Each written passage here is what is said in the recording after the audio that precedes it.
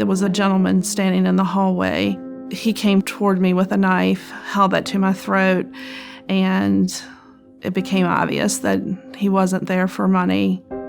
I walked towards the door, and as I did, I probably got this look on my face like, why is my stuff sitting on the floor? And about the time it probably registered to me, oh crap, something's wrong, he charged me.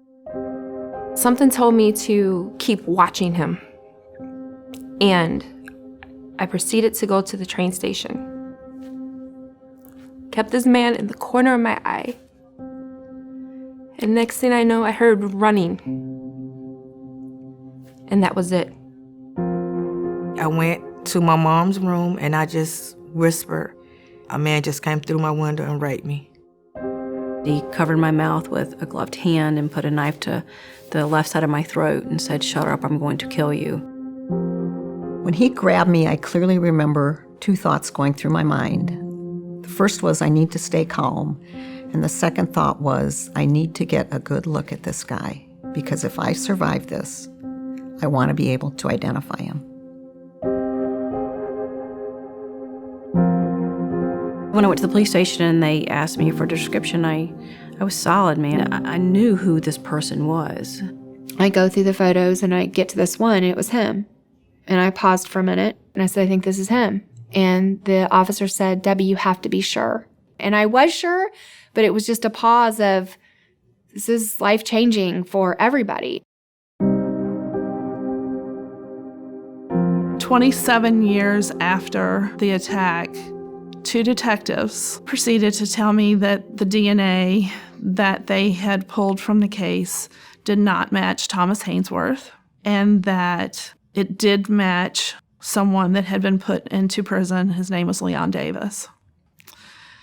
At that point, I stopped hearing anything that they said. For 23 years, this man has wanted to kill me. And you can tell me all day long that it's not his DNA, but I was there, you weren't. I saw his face. I see his face now. It's still his face. It's still his voice. So I don't know what this DNA crap is, but I don't like it and I don't believe it. I couldn't believe what was going on. I was not in control of anything. I was scared to look out the door. I was scared for somebody to come to the door.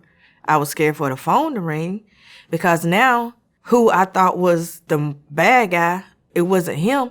So my bad guy didn't have a face, so I didn't know who it could be. Rape destroys who you are. I mean, it just breaks you in ways that you can't understand. When you're raped, you lose control. You have no control over what's happening to you. So you live the rest of your life trying to gain back that control. With the exoneration, you lose control again. You have no control over anything that's happening. On the day I was assaulted, I kicked, I screamed, I fought. I did everything to survive. But today, it was like, what can I do? I cannot unring this bell. I cannot undo this harm. I just felt utterly helpless and hopeless and utterly alone. I needed somebody to first of all look at me and tell me, Jennifer, this is not your fault because you were a crime survivor. The fault has to be and can only be Bobby Poole's fault. But nobody said that to me, right? You're living with this horrible guilt and a shame, and all of a sudden now you're kind of the bad guy? Nobody was worried about how it was affecting me. Is the victim okay? She's the one who was raped. I was terrified. I had to reopen cans that I had closed. I needed love. I needed support, encouragement. And I didn't get any of it. I needed answers. I got nothing.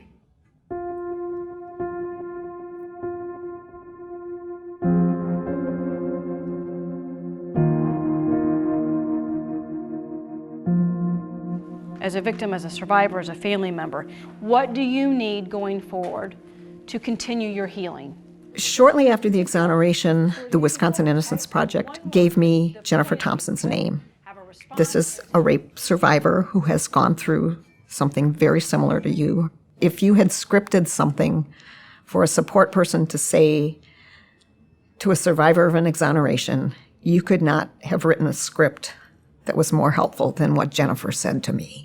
And I remember hanging up that phone and feeling human for the first time since I had learned of my misidentification.